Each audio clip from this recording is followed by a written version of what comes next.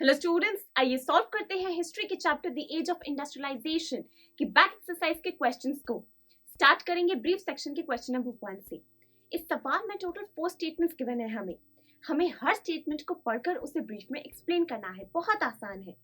पहली स्टेटमेंट का कहना है कि ब्रिटेन में विमेन वर्कर्स ने स्पिनिंग जेनी पर अटैक किया। दोस्तों जानते हैं मॉडर्न फैक्ट्रीज के आने के बाद जैसे जैसे टेक्नोलॉजिकल बदलाव आने लगे तब वर्कर्स को ये लगने लगा कि अब फैक्ट्री ओनर्स तो ज्यादा से ज्यादा मशीन्स को इंस्टॉल करना पसंद करेंगे, जिससे वर्कर्स की डिमांड कम हो जाएगी और इसीलिए उनके लिए जॉब ढूंढना मुश्किल होने लगेगा। इसलिए फ्रेंड्स, जब स्पिनिंग जेनी का यूज होने लगा तब विमेन वर्कर्स घबरा गई। विमेन वर्कर्स को लगा कि अब सभी फैक्ट्री ओनर्स उनसे उनकी जॉब छीन लेंगे, जिससे वो पैसे नहीं कमा पाएंगी। इसी डर में घबरा कर विमेन वर्कर्स ने वायलेंस का सहारा लिया और स्पिनिंग जेनी पर अटैक किया, टेक्नोलॉजी को एक्सेप्ट नहीं किया। सेकेंड स्टेटमेंट का कहना है कि 17th सेंचुरी में मर्चेंट्स ने ज्यादातर प्रोडक्ट्स को जिन आर्टिसंस, जिन वर्कर्स से बनवाया वो लोग गांव में रहते थे, यानी कि मेनली प्रोडक्ट्स को विलेजेस में बनवाया गया 17th सेंचुरी में। ये बिल्कुल सही स्टेटमेंट है दोस्तों। जानते हैं मॉडर्न मशीन्स के आने से पहले इंटरनेशनल मार्केट की नीड्स को पूरा किया जाता था ट्रेडिशनल तरीके से प्रोडक्ट्स को मैन्युफैक्चर करके, और इसी फेज को हम कहते हैं प्रोटो इंडस्ट्रियलाइजेशन। दोस्तों इस फेज में मेनली जो शहर में रहने वाले मर्चेंट्स थे उन लोगों ने प्रोडक्ट्स को बनवाया गांव में जाकर और वहां से प्रोडक्ट्स को तैयार करवाने के बाद फिनिशिंग के लिए भेजा लंदन में। दोस्तों इसी तरीके से 17th सेंचुरी में इंटरनेशनल मार्केट की नीड्स को पूरा किया गया। यानी कि ये स्टेटमेंट बिल्कुल सही है कि 17th सेंचुरी में मेनली मर्चेंट्स ने जो प्रोडक्ट्स को मैन्युफैक्चर किया वो किया आर्टिसंस और वर्कर्स की मदद से जो गाँव में रहती थी।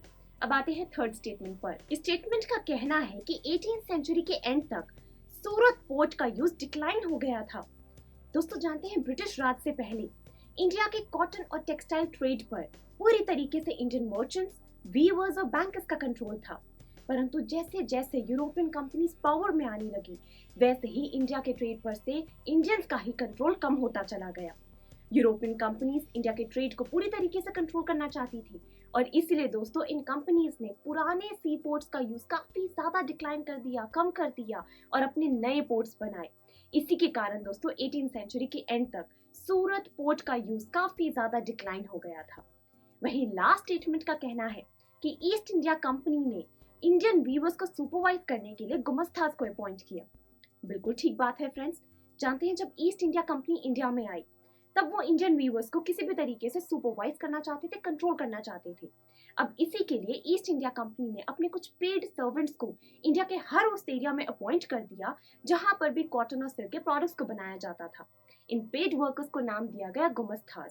गुमस्ताज की रिस्पॉन्सिबिलिटी थी इंडियन व्यूअर्स को पूरी तरीके से अपने काबू में रखना, किसी भी तरीके से इंडियन मर्चेंट्स को, इंडियन व्यूअर्स को खुद से कोई डिसीजन ना लेने देना, कम समय में क्वालिटी प्रोडक्ट्स बनाना, पूरी तरीके से प्रोडक्शन को, वीवर्स को सुपरवाइज करना। इसी तरीके से दोस्तों ईस्ट इंडिया कंपनी ने इंडिया के ट्रेड पर अपना कंट्रोल सेटअप किया। तो फ्रेंड्स इसी के साथ हमने कंप्लीट कर लिया है क्वेश्चन नंबर 1। बेटर अंडरस्टैंडिंग के लिए इन सभी स्टेटमेंट्स को डिटेल में एक्सप्लेन करने के लिए आप इसका रिटन सोल्यूशन जरूर विजिट करें। So thank you for watching.